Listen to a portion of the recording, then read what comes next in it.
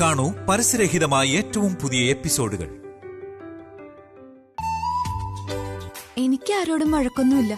ഞാൻ ആരെയും വഞ്ചിച്ചിട്ടുമില്ല. അതുകൊണ്ട് തെറ്റായ കണ്ണുകൊണ്ട് എന്നെ നോക്കാതിരുന്നാ മതി. അതുകൊണ്ടല്ലേ നോക്കത്തില്ലാന്ന് ഞാൻ പറഞ്ഞത്. പിന്നെ മനുഷ്യന്മാരാവുമ്പോ ആർക്കായാലും തെറ്റുകുറ്റങ്ങളൊക്കെ ഉണ്ടാവുമല്ലോ. ശരി. ദൈവമേ, കയ്യോ, അയ്യോ അയ്യോ. ദീപയ്ക്കും ദീപയുടെ അമ്മയ്ക്കും അനിയത്തിക്കും ഒക്കെ ഗുണ്ടകളുമായിട്ട് ബന്ധമുണ്ടോ? ഏയ്, അങ്ങനെയൊന്നുമില്ല. ഗുണ്ടകളുമായിട്ട് നമ്മൾ ബന്ധം കൂടുന്നത് അത്ര നല്ലതല്ല. അവരൊക്കെ എപ്പ പിണങ്ങുമെന്ന് നമുക്ക് പറയാൻ പറ്റില്ലല്ലോ. ഇതു ഇനി ഇവള് അവനോട് പറയുമോ എന്തോ. അതെ, ഞാനിങ്ങനെ പറഞ്ഞെന്ന് ദീപയ്ക്ക് ഏതെങ്കിലും ഗുണ്ടകളോട് പരിചയമുണ്ടെങ്കിൽ പറയരുത്. ചില ഗുണ്ടകളൊക്കെ നല്ലവരാ, മനുഷ്യപ്പറ്റുള്ളവരാ. അത്തരക്കാരെ വിശ്വസിക്കുന്നതിൽ തെറ്റില്ല. ഭയക്കണ്ട, ഞാൻ ആരോടും ഒന്നും പറയാൻ പോകുന്നില്ല. ദീപ പറയില്ലാന്ന് എനിക്കറിയാം. എന്നാലും ഞാനൊന്ന് പറഞ്ഞെന്നേ ഉള്ളൂ. ശരീരം ആസകലം വേദനയുണ്ട്. ഞാനൊന്ന് കിടക്കട്ടെ. ചൂടുവെള്ളം തയ്യാറാക്കണോ? അയ്യോ വേണ്ടേ. ശരി അമ്മേ. അയ്യോ.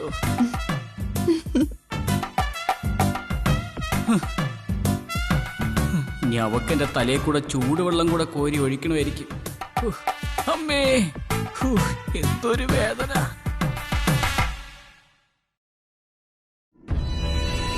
ഒരു കാര്യം ഉറപ്പാ, തക്കതായ കാരണമില്ലാതെ ബുള്ളറ്റ് എന്നെ മറന്ന് നടക്കില്ല. നേരത്തെ ഇതുപോലെ എന്നെ മറന്ന് നടന്നപ്പോഴും എനിക്ക് നല്ല ദേഷ്യമുണ്ടായിരുന്നു. പിന്നെ അവസാനമല്ലേ അമ്മ വിലക്കിയതാണെന്ന് ഞാൻ അറിഞ്ഞത്. അതുപോലെ ഇവിടെ ആരാ ഇപ്പൊ ജഗേട്ടനെ എന്നിൽ നിന്ന് വിലക്കിയത്? ആ രചനയാണോ?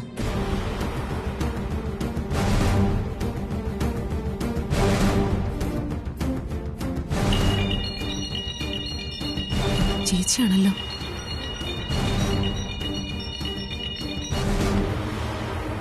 ഹലോ ചേച്ചി. ഒരു ഗുഡ് ന്യൂസ് ഉണ്ട് മോളെ. ഇനി അയാളെ കൊണ്ട് ഒരു ശല്യം ഉണ്ടാവില്ല. ആരെ കൊണ്ട്? ആ പ്രേമേട്ടനെ കൊണ്ട്. എന്തു പറ്റി? ലാലേട്ടൻ വീണ്ടും അയാൾക്കിട്ട് 2 പൊട്ടിച്ചോ? ലാലേട്ടനല്ല, നിന്റെ ആളാ പൊട്ടിച്ചത്. എന്റെ ആളോ? അതെ, നിന്നെ ഇപ്പൊ വിളിക്കുന്നില്ല, കാണുന്നില്ല എന്നൊക്കെ പറഞ്ഞ് മുങ്ങി നടക്കുന്ന ഒരാളുണ്ടല്ലോ. രചന ഇനി നമ്മുടെ മുന്നിലേക്ക് വരില്ല എന്ന് ഉറപ്പ് തന്നിട്ട് ആ വാക്ക് പാലിക്കാൻ പറ്റാതെ പോയ ഒരാൾ. ജഗേട്ടനോ? അതെ മോളെ. കൈയൊടിഞ്ഞ അയാള് വീട്ടിലേക്ക് കയറി വന്നത്. എനിക്ക് തോന്നുന്നത് ജഗൻ തല്ലിയൊടിച്ച തന്നെയാണെന്ന്. ഏതായാലും എന്നെ കണ്ടപ്പോ നല്ല ബഹുമാനം ഉണ്ടായിരുന്നു. അപ്പോ നമ്മുടെ കാര്യങ്ങളൊക്കെ കൃത്യമായിട്ട് അന്വേഷിക്കുന്നുണ്ട് ജഗേട്ടൻ. പിന്നെ ലാലേട്ടനെ ഇടയ്ക്ക് കാണുകയും വിളിക്കുകയും ഒക്കെ ചെയ്യുന്നുണ്ട്. അങ്ങനെയാ അമ്മയും നീയും കൂടി വീട് മാറിയ കാര്യമൊക്കെ ബുള്ളറ്റ് അറിഞ്ഞത്. പിന്നെ എന്താ ചേച്ചി എന്റെ മുന്നിലേക്ക് ജഗേട്ടൻ വരാത്തത്? ഞാൻ വിളിച്ചാ എടുക്കുന്നതുമില്ല. അതിന്റെ കാരണം രചന തന്നെയാ. അവൾ എന്തോ ജഗനോട് പറഞ്ഞിട്ടുണ്ട്. അതെനിക്ക് ഉറപ്പാ.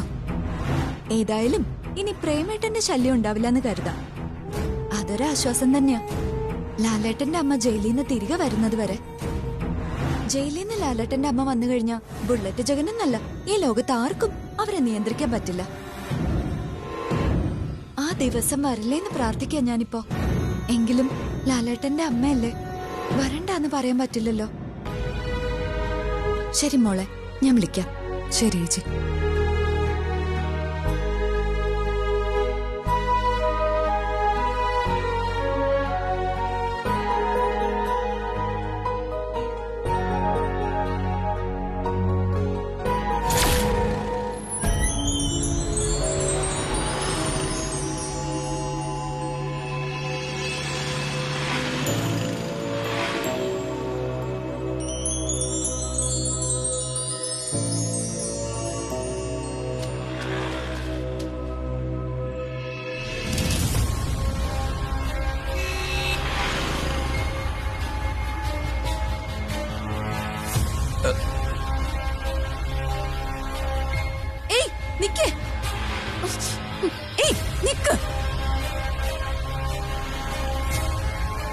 എന്തിനാ സുനിലെ നിന്റെ അണ്ണൻ ഇങ്ങനെ മുങ്ങി നടക്കുന്നത്? എന്താ വിളിച്ചിട്ട് ഫോൺ എടുക്കാത്തത്? അത് പിന്നെ ഒരുത്തി എന്റെ മുന്നിലേക്ക് വരരുതെന്ന് ഞാൻ പറഞ്ഞു. ആ ദൗത്യം ഏറ്റെടുത്തിട്ടാ അങ്ങേര് പോയത്. അവൾ എന്റെ മുന്നിലേക്ക് വരില്ല എന്ന് വാക്ക് തന്നിരുന്നു. എന്നിട്ടും അവള് വന്നു. ഇപ്പൊ തല താഴ്ത്തി നടക്കുന്നത് ഞാനാ അവളുടെ മുന്നില്. അതിന് അണ്ണനെ കുറ്റം പറഞ്ഞിട്ട് കാര്യമില്ല ചേച്ചി. പിന്നെ ആരെയാ കുറ്റം പറയേണ്ടത്? സുനിലെ, ബുള്ളറ്റ് ജഗൻ ഒരു വാക്ക് പറഞ്ഞ അത് വാക്കാ. ഇന്നലെ വരെ അങ്ങനെയായിരുന്നു. ഇപ്പൊ രചനയുടെ കാര്യം വന്നപ്പോ അങ്ങേരുടെ സ്വഭാവം മാറിയോ? ഞാനിപ്പോ എന്താ ചേച്ചിയോട് പറയേണ്ടത്? സുനിൽ എന്നോടൊന്നും പറയണ്ട. അങ്ങേര് എവിടെ ഉണ്ടെന്ന് വെച്ചാ അത് എന്നോട് പറഞ്ഞാ മതി. ഞാൻ നേരിട്ട് പോയി ചോദിച്ചോളാം. അയ്യോ, അത് പറ്റത്തില്ല ചേച്ചി. ഞാൻ ചേച്ചിക്ക് അണ്ണൻ ഇരിക്കുന്ന സ്ഥലം പറഞ്ഞു തന്നാ പിന്നെ എനിക്ക് പിന്നെ അണ്ണന്റെ മുമ്പിൽ ചെല്ലാൻ പറ്റില്ല. അങ്ങേര് എന്തിനാ ഇങ്ങനെ മുങ്ങി നടക്കുന്നത്? എനിക്ക് വേണ്ടി ഒരുപാട് ഉപകാരങ്ങൾ ചെയ്തു തന്നിട്ടുള്ള ആള്. ഇവിടെ അത് ചെയ്യാൻ പറ്റുന്നില്ലെങ്കിൽ അത് എന്നോട് പറഞ്ഞൂടെ? ഇതൊന്നും പറയാതെ മനുഷ്യനെ എങ്ങനെ ടെൻഷൻ ആക്കിയാലോ? ചേച്ചി ഇത്രയും ചോദിച്ച സ്ഥിതിക്ക് ഞാൻ ഒരു കാര്യം പറയാം. രചനയുടെ ദേഷ്യം മുഴുവനും ചേച്ചിയുടെ അമ്മയോടാ. അതെനിക്കറിയാം. അവള് പലപ്പോഴും എന്നോട് അങ്ങനെയൊക്കെ സംസാരിച്ചിട്ടുണ്ട്. എന്റെ കുടുംബം തകർക്കുമെന്ന് കാണുമ്പോഴൊക്കെ അവള് പറയാറുണ്ട്. അതുപോലൊരു ദേഷ്യം ചേച്ചിയോടും അവക്കുണ്ട് ചേച്ചി. ഓ, അതുകൊണ്ടാണോ നിന്റെ അണ്ണനും എന്നെ കാണണ്ടെന്ന് വെച്ചത്? ഇത്രയൊക്കെ എനിക്ക് പറയാൻ പറ്റത്തുള്ളൂ ചേച്ചി. ആ കൊച്ചിന്റെ ഭാഗത്തും ന്യായമുണ്ട്. അതുകൊണ്ട് അണ്ണൻ അവളെ തല്ലാനും കൊല്ലാനും പറ്റൂല. അല്ലെങ്കിലും പെൺകുട്ടികളോട് അണ്ണൻ മാന്യമായിട്ടേ പെരുമാറും. അവൾ എന്താ ജഗേട്ടനോട് പറഞ്ഞെന്ന് നിനക്കറിയില്ല സുനിലെ? ചേച്ചി, പറയേണ്ടതൊക്കെ ഞാൻ പറഞ്ഞു. ഇതിൽ കൂടുതലൊന്നും എന്നോട് ചോദിക്കരുത് പ്ലീസ്.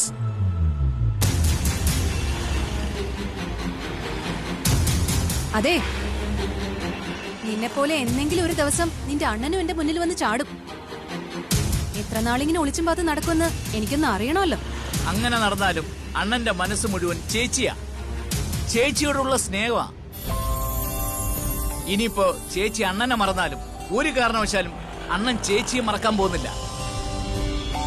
സത്യം ചേച്ചി, ചേച്ചിയെ കാണാത്തോണ്ട് നീറി നീറി നടക്കുക എന്റെ അണ്ണൻ.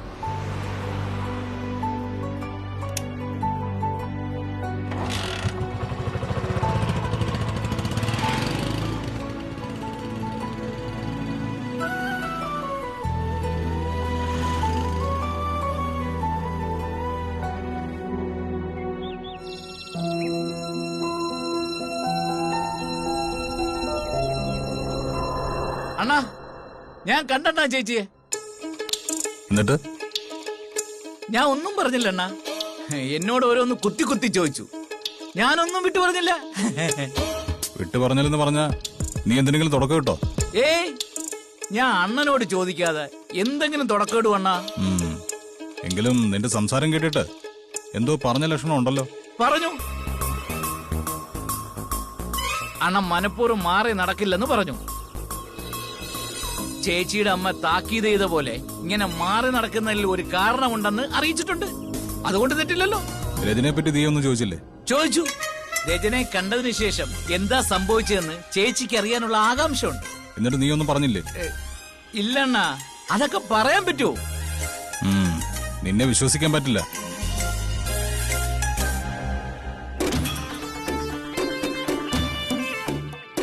നീ ആട്ടയൊക്കെ ഒരേ ടൈപ്പാ. എനിക്കെന്തെങ്കിലും വിഷമമുണ്ടെന്ന് കണ്ട അത് മാറ്റാൻ വേണ്ടി ഉള്ളതെല്ലാം തുറന്നു പറയും.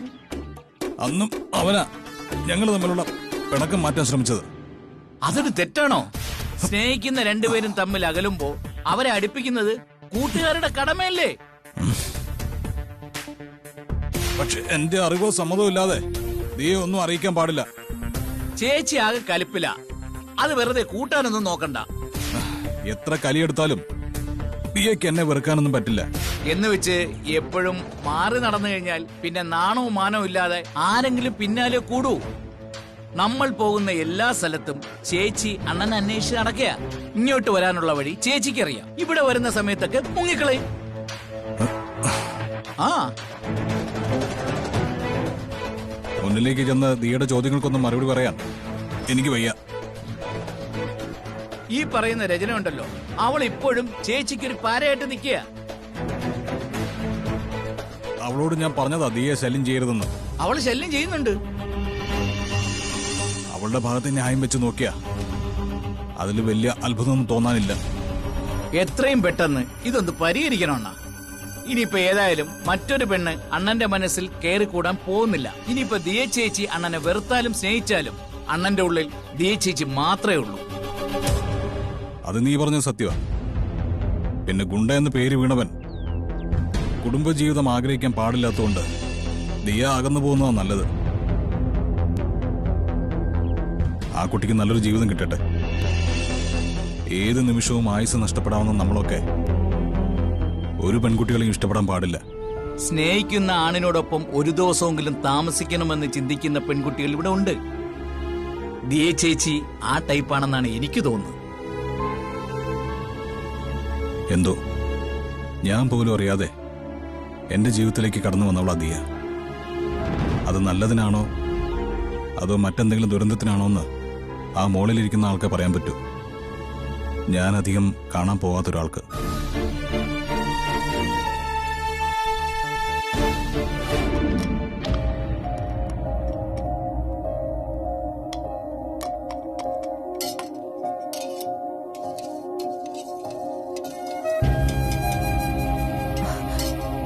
ആ മോള് വന്നായിരുന്നോ?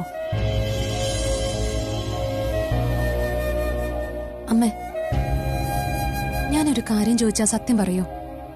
മോളോട് ഞാൻ ഇന്നുവരെ കള്ളം പറഞ്ഞിട്ടില്ലല്ലോ. അമ്മയ്ക്ക് രചനയുമായിട്ട് എന്താ പ്രശ്നം? ഇത് മോള് നേരത്തെയും ചോദിച്ചിട്ടുള്ളതല്ലേ. അവള് നമ്മുടെ കുടുംബത്തെ നശിപ്പിക്കാനെന്ന് പറഞ്ഞു നടക്കുക. എന്താ കാര്യമെന്ന് മോൾക്കും അറിയില്ല, എനിക്കും അറിയില്ല. അവൾക്ക് അമ്മയോടാ ദേഷ്യം. എന്ന് അവള് പറഞ്ഞോ? അവളല്ല, ബുള്ളറ്റ് ജഗന്റെ സഹായി ഉണ്ടല്ലോ, കറണ്ട് സുനില്. ഞാൻ അയാളെ കണ്ടിരുന്നു. അവനാ പറഞ്ഞത് ചേച്ചിയുടെ അമ്മയോടാണ് രചനയുടെ ദേഷ്യമൊന്ന്. അതിനി എന്താണോ എന്തോ. അറിഞ്ഞുകൊണ്ട് അമ്മ ആരെയും വേദനിപ്പിച്ചിട്ടില്ല. പിന്നെ മോൾക്കറിയാലോ, സദാനന്ദന്റെ കള്ളുഷാപ്പ് അവിടെ നിന്ന് ഒഴിപ്പിച്ച പോലെ പലരെ ഒഴിപ്പിച്ചിട്ടുണ്ട്. ഭൂമി കൈയേറിയ പലരെ. അങ്ങനെ അമ്മയുടെ ശത്രുതയുള്ള ഒരുപാട് പേരുണ്ട്. എങ്കിലും പാവപ്പെട്ട ആൾക്കാരെ അമ്മ അങ്ങനെ ദ്രോഹിക്കാറില്ല. അവര് പുറമ്പോക്ക് ഭൂമിയിൽ വീട് വച്ചാലും അവർക്ക് താമസിക്കാൻ മറ്റൊരു സംവിധാനം ഉണ്ടാക്കിയ ശേഷമേ ഇതുവരെ അവരെ അവിടെ നിന്ന് ഒഴിപ്പിച്ചിട്ടുള്ളൂ. അവളുടെ അച്ഛനെ അമ്മ അന്ന് ഹോസ്പിറ്റലിൽ വെച്ച് കണ്ടതല്ലായിരുന്നോ? അങ്ങേരെ എന്തെങ്കിലും മുൻപരിചയം ഉണ്ടോ അമ്മയ്ക്ക്? ഏയ്, എനിക്കങ്ങനെ പരിചയമൊന്നുമില്ല.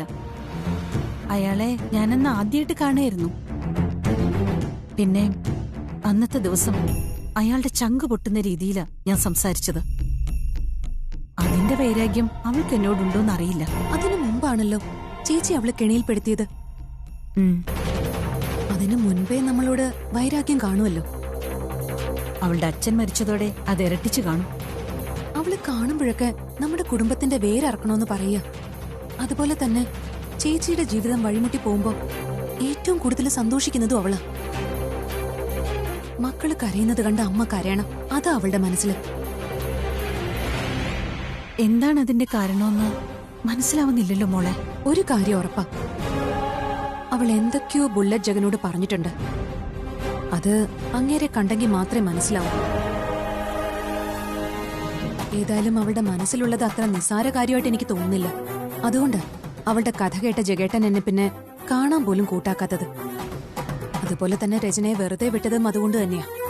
എന്തായാലും ആ കഥ എനിക്ക് ഉടനെ അറിഞ്ഞേ പറ്റൂ അമ്മേ.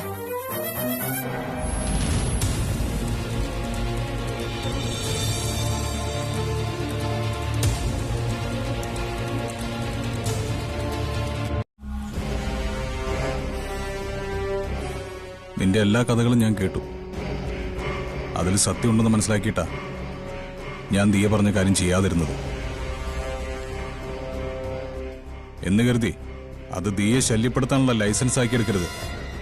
ജഗച്ചേട്ടൻ എന്നെ കൊല്ലണമെങ്കിൽ കൊല്ലാം. അന്നെന്നെ തട്ടിക്കൊണ്ടുപോയപ്പോഴും മരണം ഞാൻ മുന്നിൽ കണ്ടതാ. പെൺകുട്ടികളെ കൊല്ലുന്ന ശീലം എനിക്കില്ല. എങ്കിലും എനിക്കത് വിശ്വസിക്കാൻ പറ്റുന്നില്ലല്ലോ. അതുകൊണ്ട് മരിക്കാൻ തയ്യാറായി തന്നെയാ വന്നത്. ജീവിച്ചിരിക്കുന്ന രചന ഉറപ്പായിട്ടും ദിയയുടെ മുന്നിലോട്ട് തന്നെ പോവും. അവളുടെ മനസ്സിനെ വേദനിപ്പിക്കുന്ന രീതിയിൽ സംസാരിക്കുക തന്നെ ചെയ്യും. നീ പറഞ്ഞതൊക്കെ കേട്ടിട്ട് ഞാൻ നിനക്കൊപ്പം നിന്നില്ലേ? പിന്നെന്താ എന്റെ വാക്ക് നിനക്ക് കേട്ടാല്? അവൾ എന്നെ കാണുമ്പോഴൊക്കെ ആക്ഷേപിക്കുന്നുണ്ട്. അവിടെ ചേച്ചി ഞാൻ എന്തോ ചെയ്തെന്നും പറഞ്ഞുകൊണ്ട്. അതിനേക്കാൾ കൂടുതൽ അനുഭവിച്ചവളാ ഞാൻ. ജീവിതത്തിൽ ദുരന്തങ്ങൾ എപ്പോഴാ നമ്മളെ പിടികൂടുന്നെന്ന് നമുക്ക് പറയാൻ പറ്റില്ല. എന്റെ ലൈഫ് ഞാൻ തന്നോട് പറഞ്ഞു കഴിഞ്ഞതാണല്ലോ. ഞാൻ വളരെ കുഞ്ഞായിരിക്കുമ്പോഴേ അതിദാരുണമായ കാഴ്ചകൾ എനിക്ക് കാണേണ്ടി വന്നിട്ടുണ്ട്. ആയിക്കോട്ടെ, അതിന് നിങ്ങൾ പ്രതികാരം ചെയ്തില്ലേ? ഇന്ന് ബുള്ളറ്റ് ജഗൻ എന്ന പേര് ജഗേട്ടൻ ഉണ്ടായത് എങ്ങനെയാ?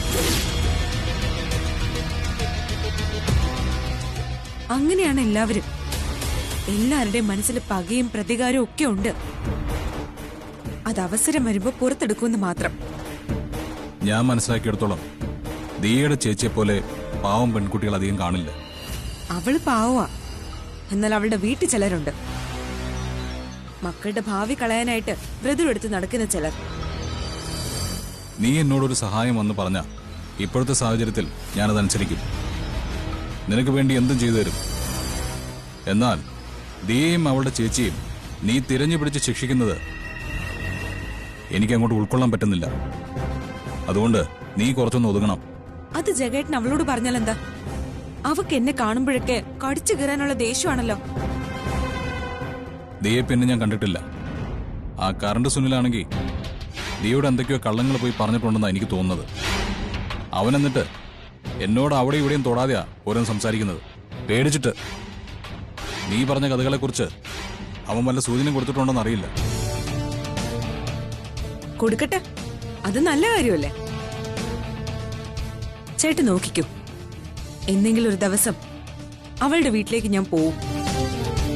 എന്നിട്ട് എല്ലാരെയും നിരത്തി നിർത്തിയിട്ട് എനിക്ക് പറയാനുള്ളതൊക്കെ പറയും. ആ സമയത്തുണ്ടല്ലോ, ഈ ദിയ പോലും എനിക്കൊപ്പം നിൽക്കും. ഞാൻ പറഞ്ഞല്ലോ, വേണമെങ്കിൽ ചേട്ടൻ എന്നെ കൊല്ലാം. അതിന് പ്രയാസപ്പെട്ട് എന്നെ തട്ടിക്കൊണ്ടു പോകാനൊന്നും നോക്കണ്ട. ചേട്ടൻ എവിടെയാണെന്ന് പറഞ്ഞാൽ ഞാൻ വരാം. എന്നെ കൊന്നില്ലെങ്കിൽ ഞാൻ ഈ രീതി തന്നെ മുന്നോട്ട് പോകും. ഒരു കാരണവശാലും എന്റെ സ്വഭാവം മാറ്റാൻ പോകുന്നില്ല.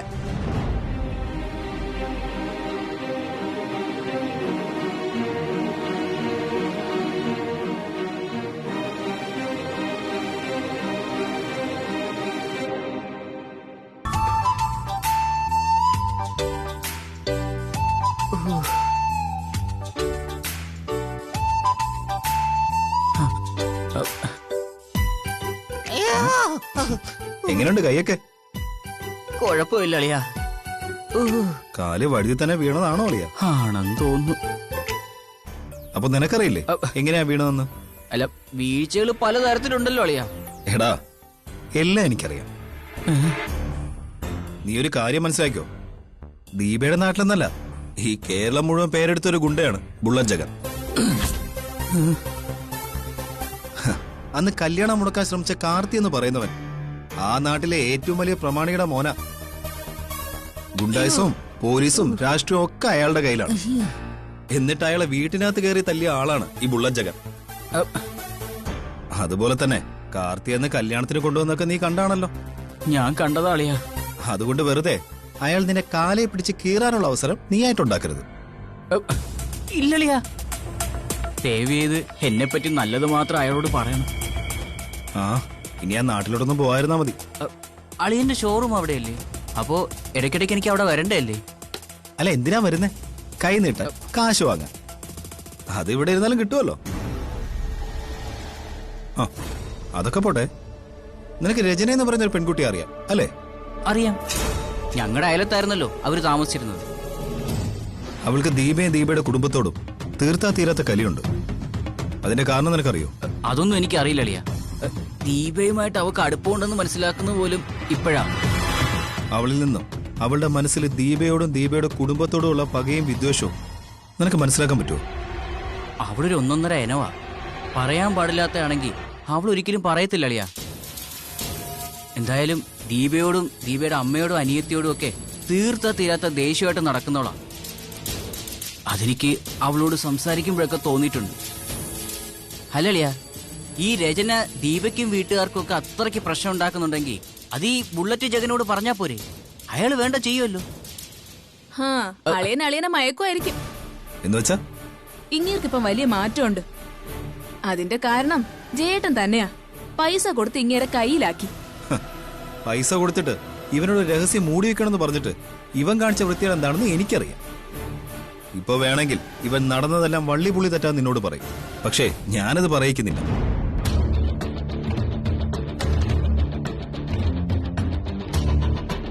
അങ്ങനെ പറയിച്ചു കഴിഞ്ഞാൽ നീ അവനെ കളയും. പിന്നെ ജീവിതകാലം മുഴുവൻ നിന്നെ എനിക്ക് ഏറ്റെടുക്കേണ്ടി വരും.